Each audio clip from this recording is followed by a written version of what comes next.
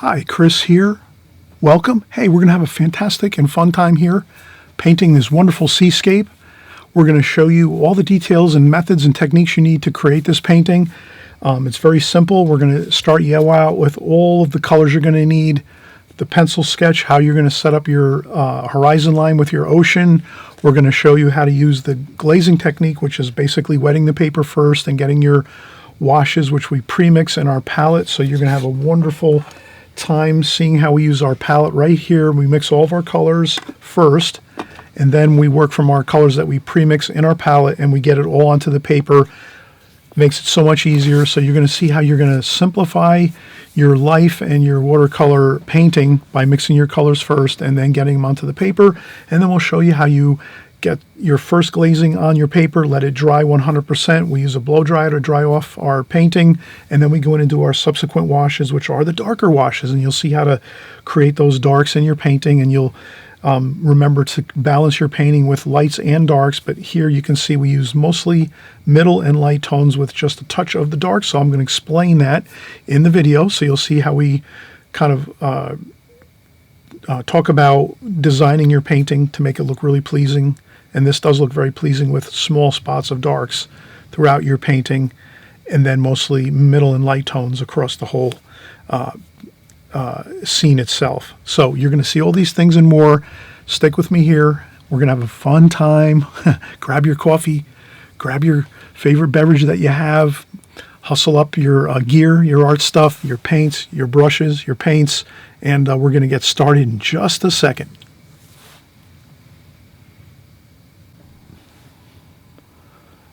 All right, we're getting started here, and right away there's problems. There's problems everywhere when you work with watercolors.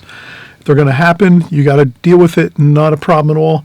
Let's see what happened here. So what I was doing is, you saw the finished painting just, a few seconds ago in the beginning of the video. What happened was, when I was doing some pencil lines here with my ruler, I happened to, by accident, my ruler actually came in contact with my paints. You can see this here. I have all my blue and blues. I just added a whole bunch of blue paint into my palette, and it got onto the ruler as I was setting my T-square ruler across my paper, because you can kind of see it's my T-square ruler. If I set it on the edge of my pad, it's right here, and I happened to put it right across there, and it got onto the paper.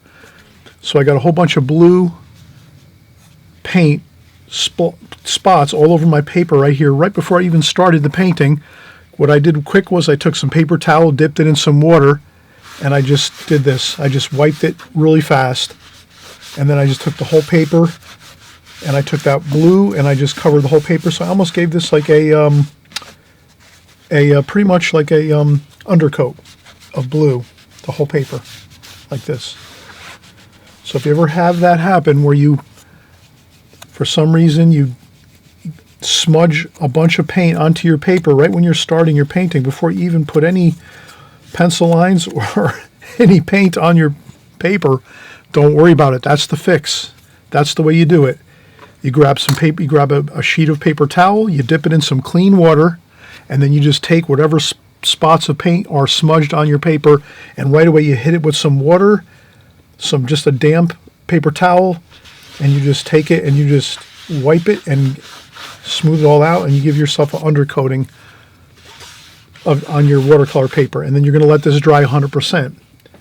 So the reason I was using my T-square, incidentally, was I wanted to get a really nice straight line all the way across my paper, but I know now I have to kind of use another type of ruler that's not going to give me a problem. So I'll use just my regular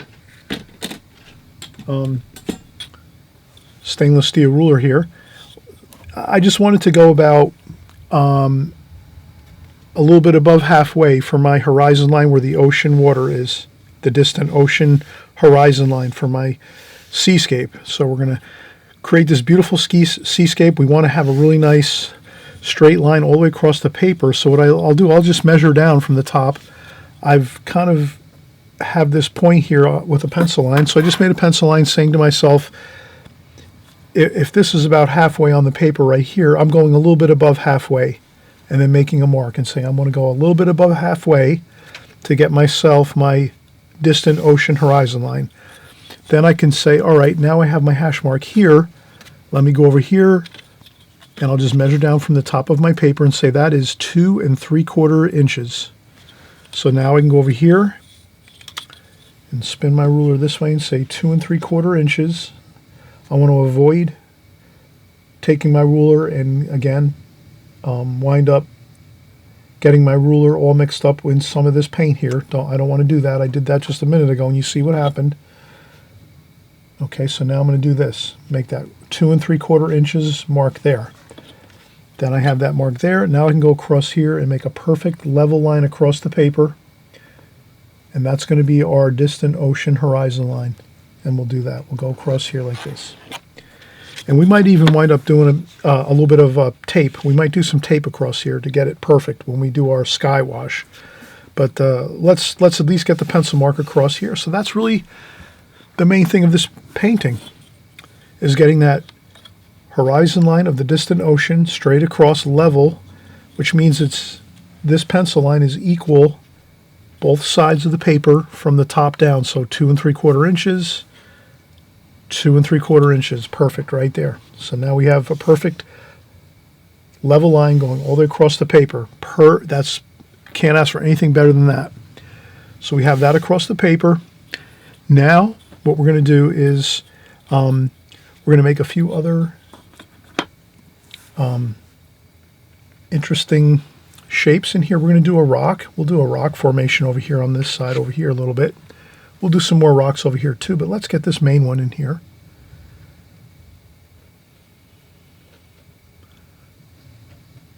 Let's get a rock in there, a nice good sized rock like that. And we'll come over here, and then maybe this one's a little more elongated like that, another rock there. And then back over here we want a few more rocks like this. And another rock over here. So what we're doing is we're getting in some rock formations in our surf area where the surf is coming in. So here we have maybe like 3, 4, 5 or 6 bit of rock formations here on this side. Okay, then we'll do a little bit of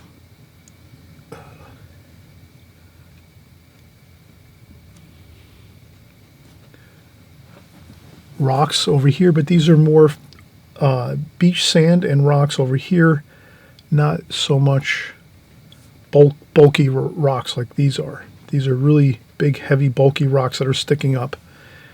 This over here is more maybe some rocks that are like really, really level and almost flush with the sand. And there's some sand over here too. So we're going to do sand and rocks and kind of have that feel of the shoreline here where the sand is and the rocks over this way. Like this. And then over here we'll make some more darks. And then please remember, with this sheet of paper that we're using here, this is a 7 by 10. So this is a 7-inch by 10-inch piece of paper, and it's actually a block, watercolor block. So this is an Fabriano Artistico watercolor block.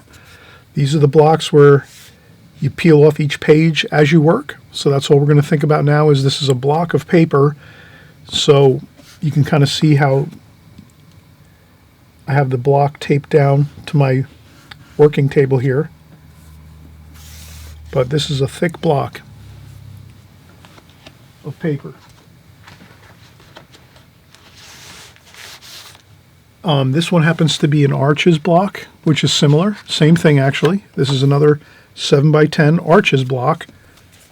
And this one is like this. So the Fabriano 7 by 10 block that I'm using here is the same as this Arches 7 by 10 watercolor block too. So you can kind of see this is what we're working with. It's a thick block of paper. And then when you're done painting, the top sheet of paper, you just peel it off one at a time like that. You just take a letter opener and peel this top page off, and then you have a perfect brand new sheet underneath it. And then you have your sheet that you just painted, and you just trim that off this block, and you have about 25 sheets, I think it is. So I'm using my Fabriano 20 sheets of paper. And this actually happens to work out perfect with a pre-cut mat. So the 7x10 works out perfect with this pre-cut mat like this. So if I move it around and set it down, it's perfect size for this mat. So now we know we can just paint and use this whole watercolor block, paint everything on here, and it's ready to go with a mat on top, and we can put it in a frame if we want, if it comes out good. So we're, zipping along here, kind of moving at a good pace. We're drawing, getting our sketch done, and also we're talking about, some of the other incidental things that you have with your watercolor work that you're doing. So let's continue on here. Maybe a little more rocks over here, like this, and then another rock over here, and this will go right off the page there, like that. And then there's another bit of rocks here, and the water and the foam. So the waves are coming in, crashing in, and all the foam, sea foam is all through here. Now what we're going to do is we're going to come up over here. This is going to be where the larger waves that are crashing are happening, and they're over here. And then they're going to go up over the top of this ocean horizon line here. So we're going to have some of those waves crashing up over here like that. And then here, they're going to be below. So these waves crashing along here are going to be here, just below the horizon line, this crest of wave right here.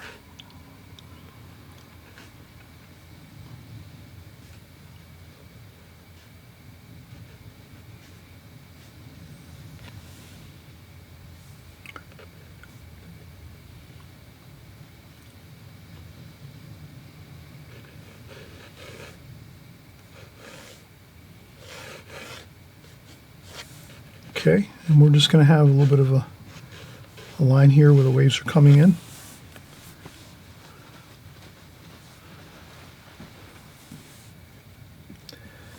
And we're not going to make this, a 2-hour video. Let's get these crashing waves, the seascape done efficiently, quickly. We don't want to go too long here and start to fatigue and have too many details. Let's just keep it kind of simple. I think we could do it without any tape. I was thinking of maybe taping across the top here, but I think we can get this in pretty well. We could paint this line in pretty nicely. All right, so we have our pencil sketch done. We could do a little more before we take a break. So here we're going to do a little bit of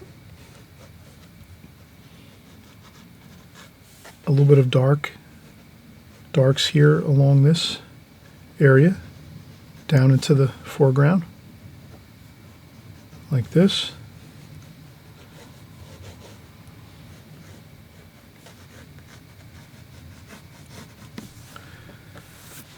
Okay, we're going to go with the flow next. So we've got the pencil sketch done. You kind of see how we do this here. We go across, we get our level line across our painting, which is about a little bit above halfway, and we get our distant ocean horizon line. From there we start to work our crashing waves coming in to the shoreline, and then we have some rocks. We put in some rocks, we put in some more darker beach sand over here and darker rocks and areas here in the foreground. And then this here is going to be kind of the white sea foam, where the sea foam is coming in, the waves are crashing in. And then we're going to see how this looks. We're going to just do this in a fun, free fashion, and you're going to use this as your guide. So don't worry about it. If you want, you could take a picture at the end when my You can do a screen capture. You can look up how to take a screen capture, how to do a screenshot. I have a video on how to do a screenshot. If you want to look that up, you just put Chris Petri, how to do a screenshot. You'll see my video on that. And then also, too, you can look that up online on YouTube, how to do a screen capture, how to do a screenshot. So basically, you can take a snapshot picture of my finished painting, and then you can put that onto your phone, your iPad, your computer screen. You can print it out on your printer if you have a printer, you know, and you can use some printer paper and print out a picture of the paint, my finished painting, at the end or the beginning of my video. And this way you can have your photograph to work from, or you can just work as we go along here together. So it's up to you. But I'm going to take a break right now, and then we'll come back and we'll just get started here. And again, we're just going to get the loose feel of a really nice seascape. Not going to take forever to do this. We're going to kind of get it done in a quick fashion. So let's get started in just a few minutes. I just want to take a quick break, and then we'll get into it.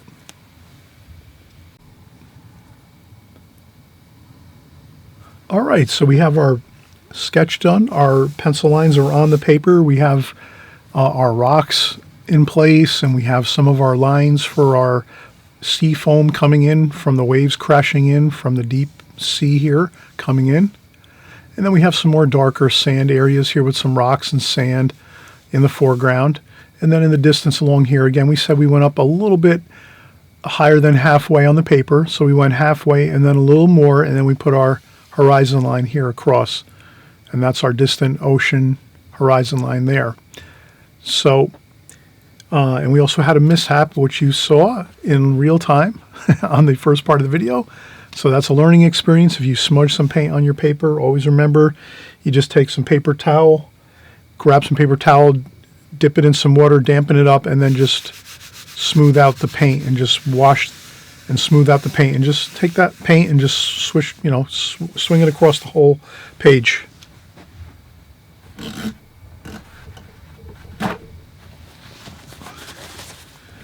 That's what happens. Sometimes I overfilled my wells here in my palette.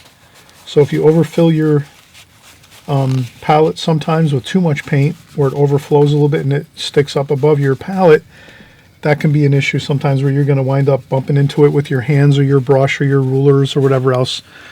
Try not to overfill your palette too much with paint. It tends to cause problems if you do it that way. But we'll work with it. So we'll take our brush, our round brush here, and we'll start mixing our colors. So since we're just doing this, you know, I'm just doing this by feel. I'm just going to think to myself, I want to make these colors for the ocean and this seascape a little bit grayed down. I don't want to make it too bright. I want to maybe make it some greens and golds. Let's start with some raw umber. So I'm going to take some raw umber, add some water to that, kind of my, so I have my typical water container with a sponge over here to the right. I'm going to leave it off camera because it takes up too much space. I have a sponge again next to my water pail. I check off water on my brush with that. And then also too, I have on a apron, or you can use a tissue to dry off some extra water if you need to off your brush. But that's about what we're doing here. And then I think what I'll do is I'll also use a larger brush, maybe a flat brush. So I'm going to take this brush here, which is a Da Vinci flat brush, number 30 millimeter. And we'll get some green, sap green, some olive green.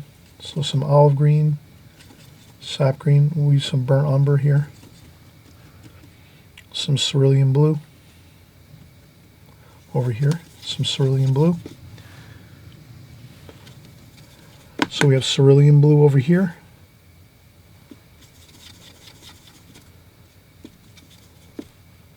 Green here. Yellow ochre there.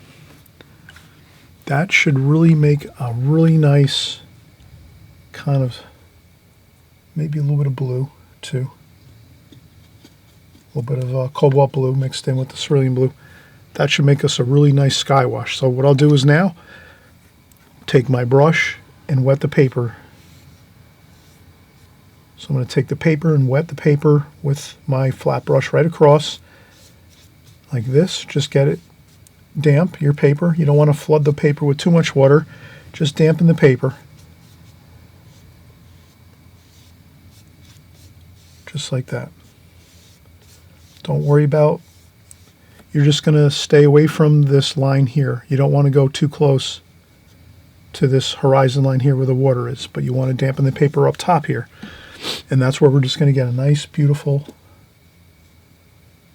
blue and green and gold overcast sky with some clouds. It's kind of a rainy, hazy day. And look how good that looks.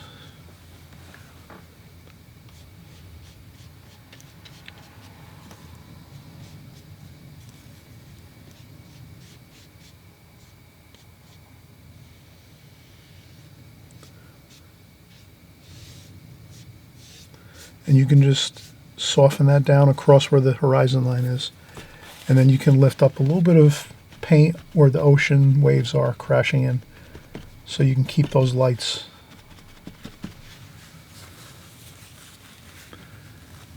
Okay, so now you can kind of see how we've gotten a beautiful sky wash in here right away, right from the start. You could take a little more cerulean blue here,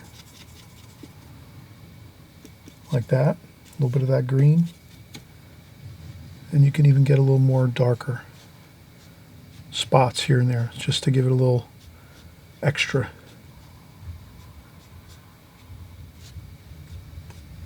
Like that. How does that look?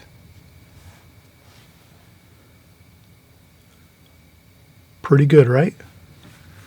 If you want to make it a little extra stormy looking, add some black to it. While it's still wet, you can still go in, grab a little bit of the black, Payne's gray and ivory black, mix in a little tiny bit of that, and then just add that into it. You'll be surprised that little bit of black color will actually really make it extra stormy looking. Like that. Good, right? Doesn't that look great? So right away you're getting in a gorgeous, beautiful, powerful sky. You know, you're getting across your brush strokes looking really good. If you have a little bit of things that kind of, like I can see here, some, you can lift those off later. Those little bits of paint. There's a little bit of spots of paint here and there. Don't worry about that. We can lift that off later. But that's how you can get a really beautiful multicolor, stormy looking sky, overcast looking sky on the ocean. We're doing a seascape, so we want to have it dramatic, right? Dramatic. Lots of interesting colors in the sky. We added some Payne's gray and ivory black over the top of our original colors that we put on, we did the cerulean blue, the yellow ochre, and then a little bit of the green, the olive green and sap green over here. So olive green, sap green, yellow ochre, cerulean blue with a touch of cobalt blue. That was our sky first. Wash, we added a little bit of damp, clean water first. Then we added in our colors up here, again, our blues and golds and greens. Then after that, we said, let's go over the top while we have time, add in a little bit of the ivory black and Payne's gray, just to give it a little more of a stormy look, and I think that's perfect now. So now we're going to let this dry as we're going to work down here in the bottom of the painting. So the bottom of the painting, where the sand is and things like that, and the rocks, let's start working in some of those. Now, the thing is, we're better off doing this in a glazing technique. So the glazing technique is basically, we're going to start taking these same colors. We'll also add in a little bit of alizarin crimson, like that.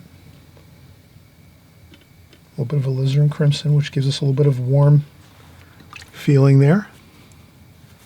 A little bit of orange too, maybe a little bit of orange. Cadmium orange and alizarin crimson. And we're going to want to add that in a little bit too. And you can add a little bit into the sky if it's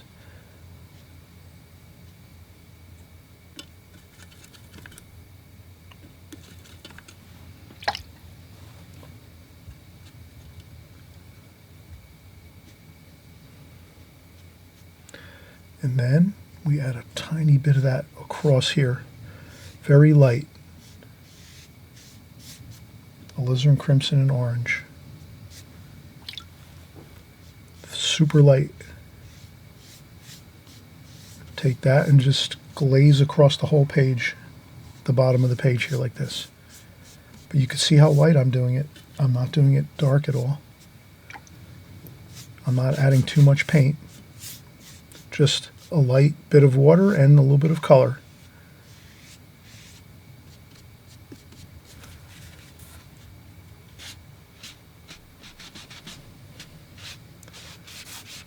Just like that. Okay, so now we've actually glazed across the whole paper. Now we're going to let this dry 100%. So that's where patience is important. You have to let this dry 100% now. You can use a blow dryer at this point. Take a blow dryer and blow dry this off for like maybe about 2, 3, 4 minutes, maybe even 5 minutes until it's completely dry 100%. Or you can let it sit for like an hour or two. So it's up to you what you want to do. I'm actually going to take the blow dryer, blow dry this off, and then we'll get started again in like 5-10 minutes. But you can let this dry overnight, or more than that. You can let it go a week or whatever. It doesn't matter. But the thing is, you have to let it at least dry maybe like an hour or two. But if you have a blow dryer, then again you can do it in 5 minutes and it'll be dry, and then you can actually pick up again, and we'll start doing our darker rocks and some of our sea foam coming in here. So you'll see how we're going to put this all together. But we've already got about a third of the painting completed. We did this beautiful sky wash. You saw all the colors we melted together to make a beautiful, kind of a stormy looking cloudy sky. Dramatic seascape we're doing here. And then we're going to start up in just about 5 minutes after we blow dry this 100% dry. We'll start going in and doing our rocks and forming our sand in the foreground with some more rock formations there. And then final touches, we'll do our darker rocks in the middle distance here. So you'll see how it all comes together, but we are well on our way to having a beautiful seascape done here. Let's continue in just a few minutes. Let's dry this off though first thing. You have to remember when you're doing the glazing technique and you're putting washes across all of your paper like this, it must be dry when you go over the top now next with your darker washes. And we're going to go over the darker washes with the rocks, the dark colors of the rocks, and the dark sand here in the foreground. So all this has to be 100% dry, and that's all you have to remember. And then now let's take a break and we'll come right back. Oh, I always mention too, before we take a break, hey, if you haven't subscribed, right here on the right hand side, the subscribe button. Yes, indeed. If you like my videos here and you like what we're doing on YouTube, might as well subscribe here. Slap that like button and also the subscribe button. And, this way you're following along each week as we go, week after week, month after month. I'm here working on YouTube, so don't worry about it. Hit the like button, thumbs it up, hit the subscribe button. This way you're sticking with us here as we go, week after week, month after month, and year after year. We're working here hard for you so that you can learn watercolor, learn all the details, the methods, the techniques of watercolor, and that is going to improve your paintings tremendously. So if you want to have a lot of progress with your paintings, stick here on my channel. I promise you, you're going to learn all the fundamentals, and it's going to add up to better paintings. So let's not delay. Let's get started in just a second with the rest of the painting.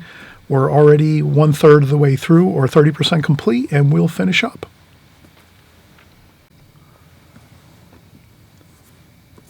All right, fantastic. We just did we just blew dry this whole paper off. I have this paper, it's completely 100% dry. You can kind of see.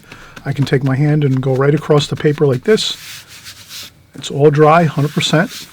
Sky is perfectly dry. We did some light washes of orange, cadmium orange, and a super light wash of cadmium orange and alizarin crimson across here, across the seafoam area and the foreground of the sand. Perfectly dry, everything 100% dry. This is the glazing technique now we're using. So usually when I start a painting, I go with the flow. I kind of I think to myself, what am I going to do here? And then I make a decision as I'm starting the painting. Okay, I'm going to go with the alla prima, or I'm going to go with the glazing technique. So you can keep yourself flexible when you're starting a painting as to what technique you're going to use. You can use both glazing and alla prima technique at the same time. This one here I thought would just be better. We do the glazing technique. We just wet the sky, get our sky wash in, and then wet the paper with the light alizarin crimson and orange. That was our first glazing. And then we dry this off 100%. Now we're doing the second glazing over the top of this, and that's going to be our glazing technique. So what we'll do is I'm going to start to incorporate into this painting some dark burnt umber, French ultramarine blue, burnt sienna, and we're going to make the rocks. We're going to see how these look.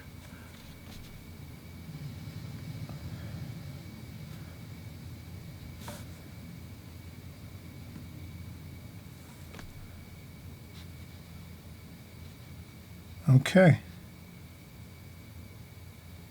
That looks pretty good. So we have one rock done here in the middle distance. It's almost the foreground. I would say the middle distance might be the waves over here. This might be the foreground or close to the middle distance, but in any case, we are already getting a really nice feel for the rocks. And I'm using a Charles Reed Escoda travel brush. Beautiful points on these. These are red sable hair brushes. So you get a beautiful point on your brush when you buy the set of 3 brushes.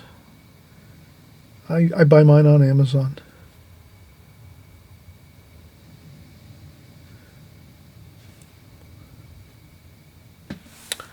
And then over here we have more rocks over here. Sometimes rocks look good if you can kind of make them like this, you know, jagged looking. Sometimes painting things too carefully can be a problem. So if I do this, I think that looks better. Like that. And then over here, again, I'm going to try to do the movement of rocks. The rocks are kind of jagged, so let me get some jagged feeling things like that. Like that, and then there's another bit of rocks here.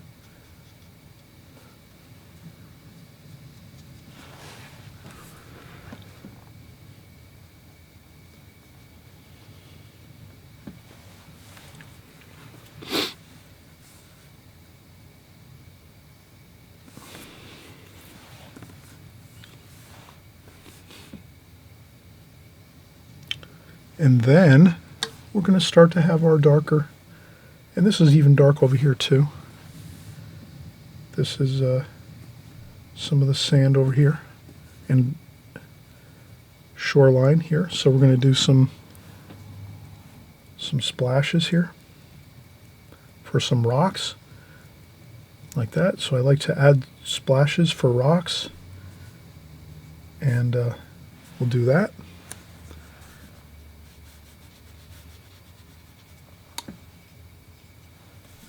And again, I'm using the same colors. I'm going right up in here and just getting my brush.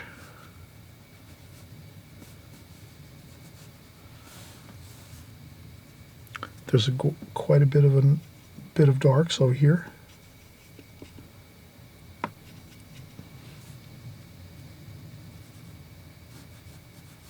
Like that.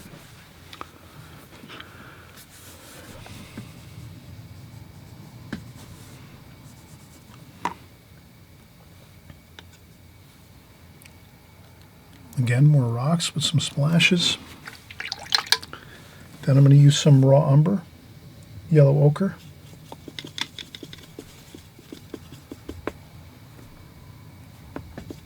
Yellow ochre, a little bit of burnt umber.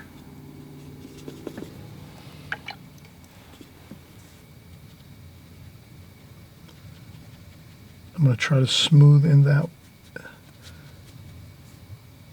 right there. Smooth that in. You can kind of see. I'm smoothing in that wash a little bit.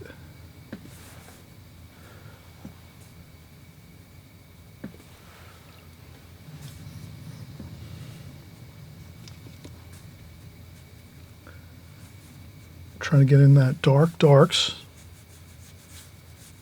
like this. If you can do some fast brush strokes like this, that can really be very, very powerful in a painting.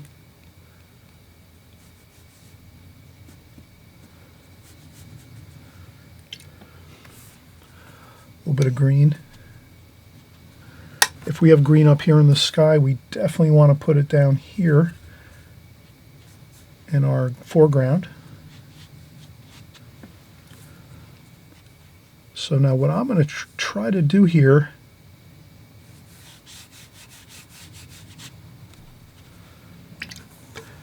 is keep in mind the tonal values pattern here in this painting. So right now I'm looking at middle tonal values here and here, and there's only, so the fewest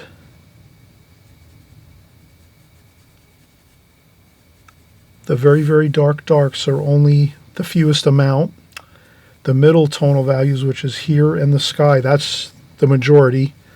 And then the really the white foam area here in the middle, that's like the, maybe that's the quart.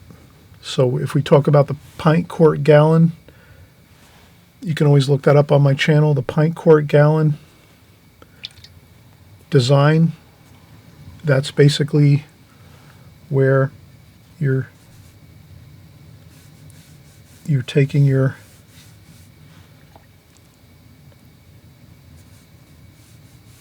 colors and your tones and your paper and your painting, and you're setting them up so that you have a definite amount of each of the tonal values in your painting. So here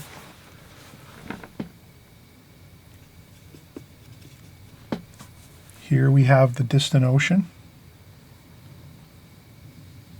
That's a dark, like this here, dark here.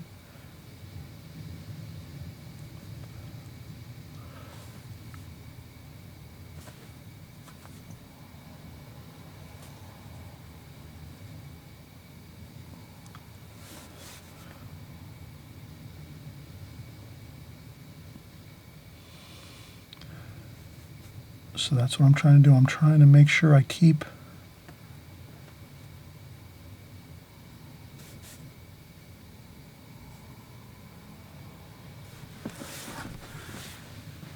the darks, the middle tones, and the really, really light tones in a certain proportion. So mostly middle tones here and here. Quite a bit of light tones here, and just a tiny bit of really, really super dark tones here with the rocks. So that's what I wanted to kind of show in this painting, how you can take your painting and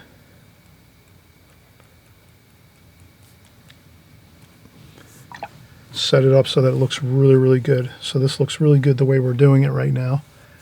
And then we have our greens here, and we're going to do a little bit of some waves crashing in here. So there's some darks here. I'm going to change out my water.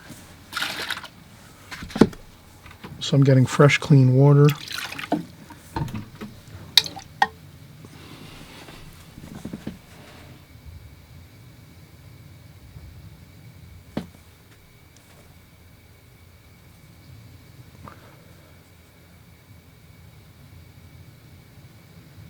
This is the green showing through on the sea foam. Then there's a little bit of cobalt blue, cerulean blue, showing here. Like that.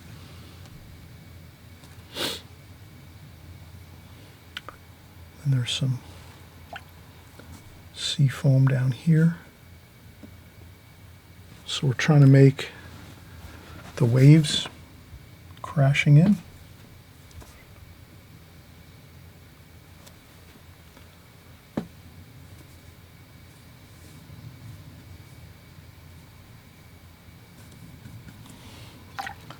So I'm going to try to get a little bit of that cobalt blue.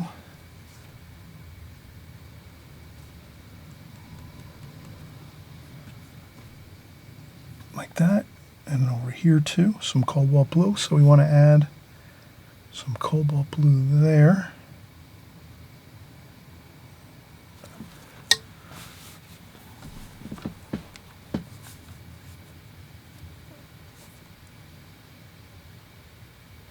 And then we have some orange and alizarin crimson over here on the wave there.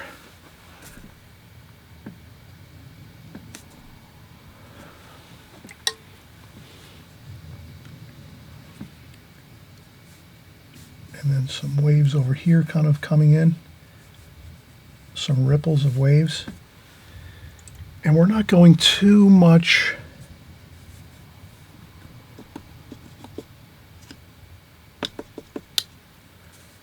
we're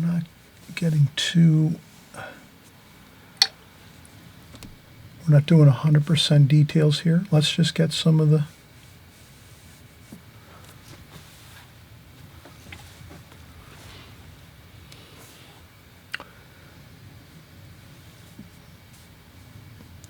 then I'm going to start doing a little bit of waves like this, just some, if we can add a little bit of this type of a thing, a little bit of X strokes like this, cross strokes like this, that just gives us the feel of waviness of the waves here, like that. We're using some of that alizarin crimson and orange. You can add in a little bit of the green too.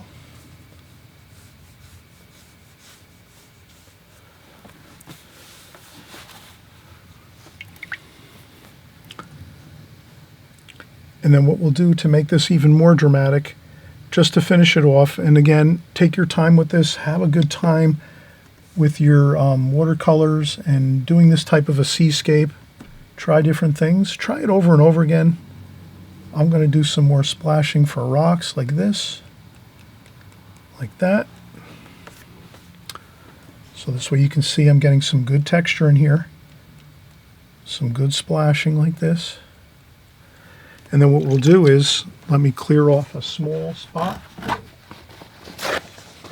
I'm going to take maybe a small spot over here, like this. And what we'll do is we'll add some titanium white. Like that, titanium white, a small dollop. That already has some yellow ochre in it from previous paintings. And then we're going to do some splashing with our titanium white and a little bit of water. See how I've kind of taken some water, mixed it in with the titanium white. Now if your titanium white is straight out of the tube and you don't have any yellow ochre in there, add a touch of yellow ochre in it to warm it up a little bit, so that you make your white a little bit of a warm white, like a creamy warm white. You don't want it to you don't want to have it to be like a stark white. So get your white a little bit with a little yellow ochre in there. And then what you can do is you can splash along the tops of these waves here, just like this. Go along here, along the tops of the waves over here. Add some white too, some white like this, like that. Some splashes like this.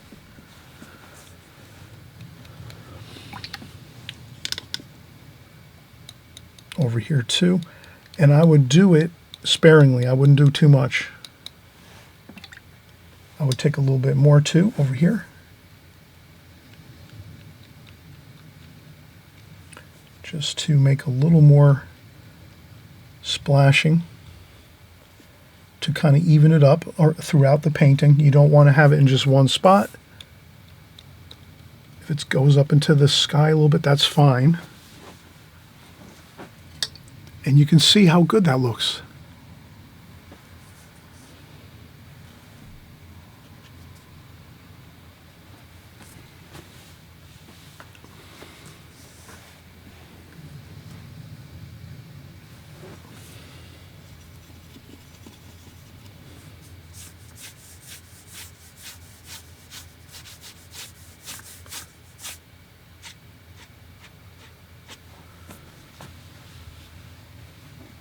Okay, I think that's complete. I think we've done a good job of getting everything in here that we wanted to.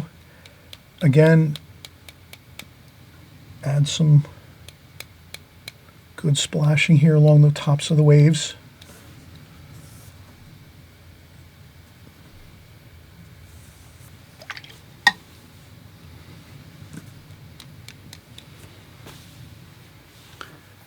And I think you have a wonderful seascape, and you can just develop these ideas when you're doing seascapes in the future, kind of practicing and incorporating in all the techniques that we've worked here with the glazing technique, getting your beautiful sky wash in with a crystal clear bit of water first to dampen the paper.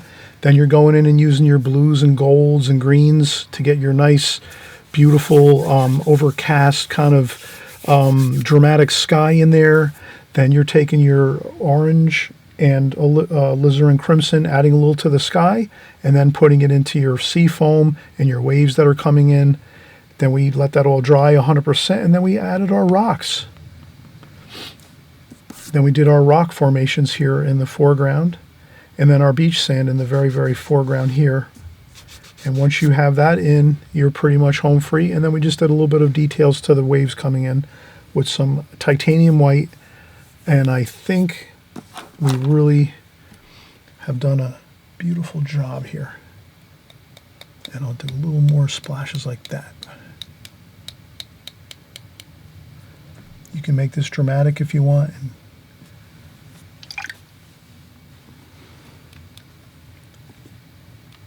a couple more splashes here and there. All right. Thanks so much for coming by. We are, again, doing tons of brand new paintings each week. I'm hoping you're going to subscribe on the right-hand side below. Stick with us here. We're doing a lot of fun paintings just like this.